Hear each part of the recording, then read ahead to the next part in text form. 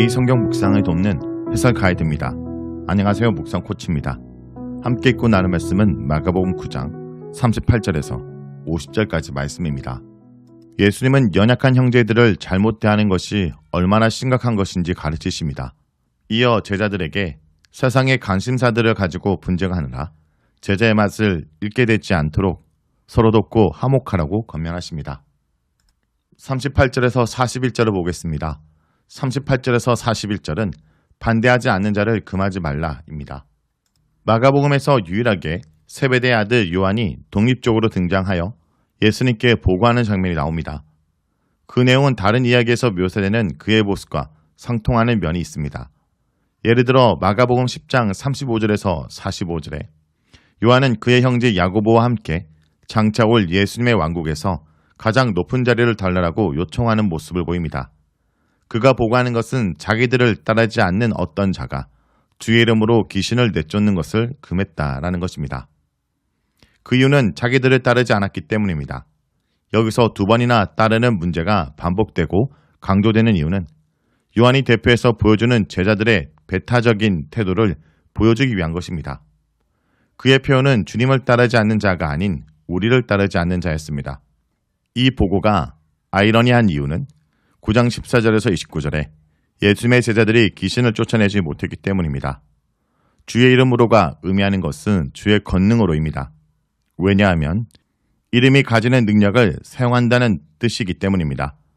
이 사람이 어떤 사람인지 알 길은 없으나 예수님의 이름으로 귀신을 쫓아낼 수 있다는 사실과 예수님이 보였던 간대한 태도로 미루어 보아 12제자 중 하나는 아니었지만 믿음을 가지고 따르던 사람들 중 하나였던 것으로 보입니다. 누가복음 10장 1절에서 17절에는 예수님으로부터 보냄을 받아 복음을 선포하고 치유하며 귀신을 쫓아냈던 72명의 제자가 언급되고 있는 것을 볼 수 있습니다. 예수님의 간대한 처분은 제자들을 놀라게 했을 것입니다. 두 가지 이유가 제시됩니다. 첫째는 예수님의 이름으로 기적을 행하는 자들이 즉시로 그를 비방하지 않을 것이기 때문입니다. 예루살렘에서 내려온 서기관들이 했던 비방을 상기시키는 내용입니다. 그들은 예수님을 바알세불과 귀신의 왕의 힘을 입은 사람으로 몰아세웠습니다. 둘째 이유는 잠언의 형태로 주어집니다. 우리를 반대하지 않는 자는 우리를 위하는 자니라. 이 말씀은 제자들의 배타주의에 대한 경고입니다.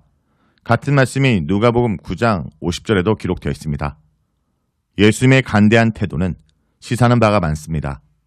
하나님 나라의 사역은 당파심이나 파벌의식을 가진 자들에 의해 이루어질 수 있는 성질의 것이 아닙니다.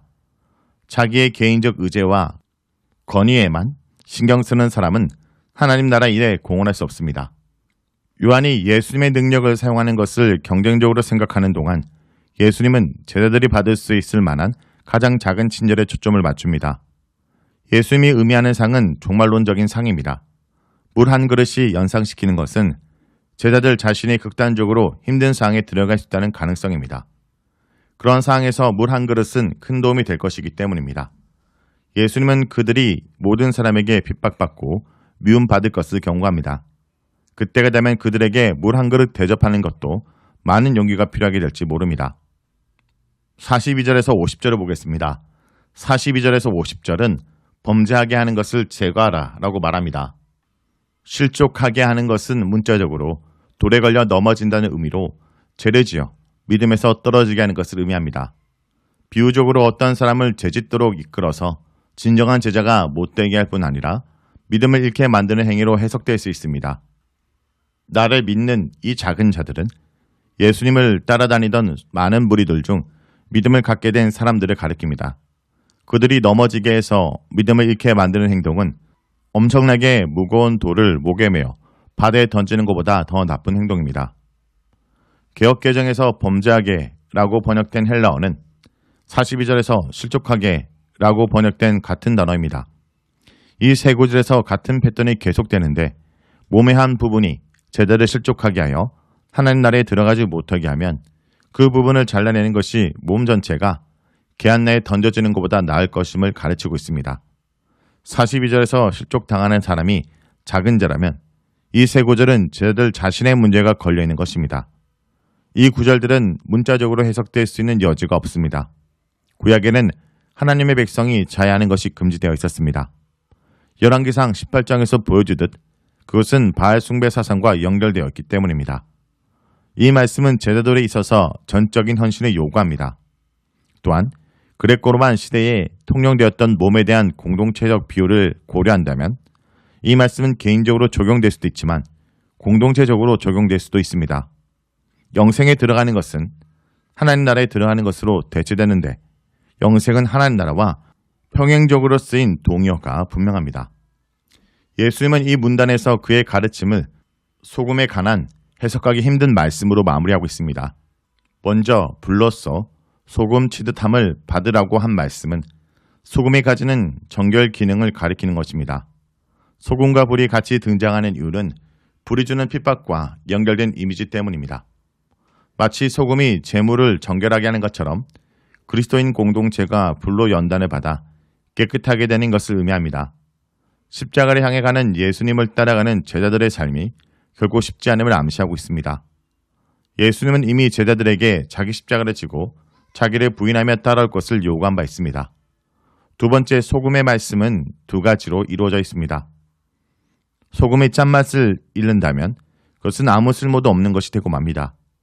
제자들의 삶에서 예수님이 요구하는 세상과 구별된 모습이 보이지 않는다면 그들은 진정한 제자가 될 수 없습니다.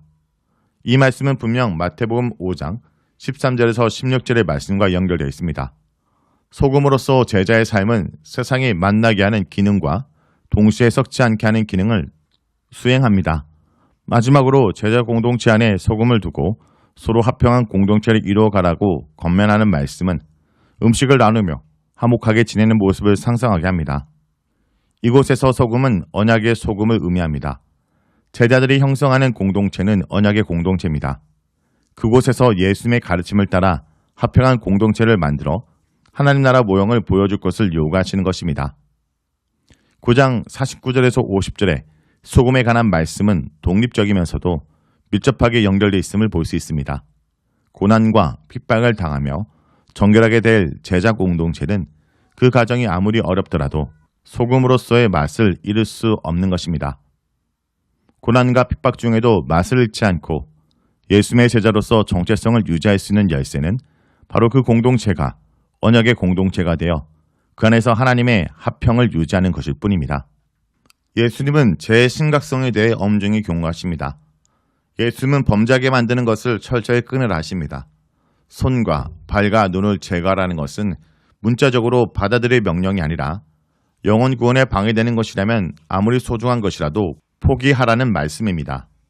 나는 육신이 죄의 도구로 사용되지 않도록 어떤 조치를 취하고 있습니까? 지옥에 대해 반복해서 말씀하시는 예수님의 경고를 가벼이 여기지 마시기 바랍니다. 말씀을 놓고 기도하겠습니다. 주님, 오늘도 아주 작은 일이라도 기쁘게 섬기며 아주 작은 죄라도 경계하게 하여 주시옵소서. 예수님의 이름으로 기도합니다.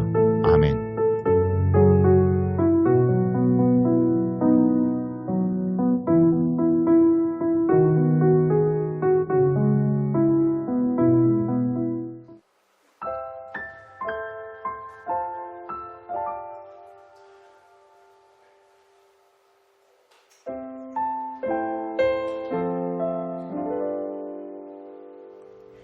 작은 불꽃 하나가 큰 불을 일으키어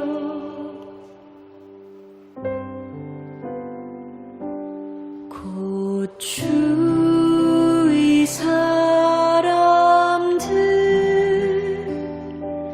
그 불에 몸 녹이듯이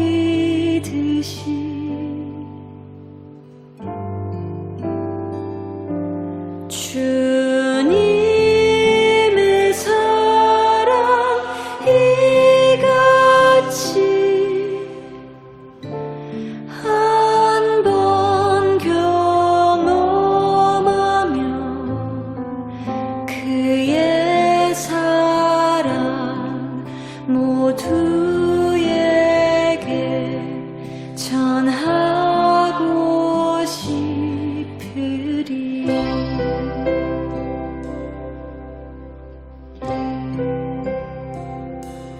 새싹이 돋아나며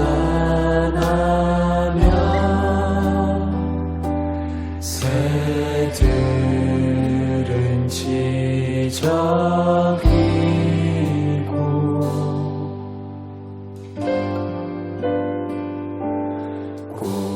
꽃들은 피어나 화창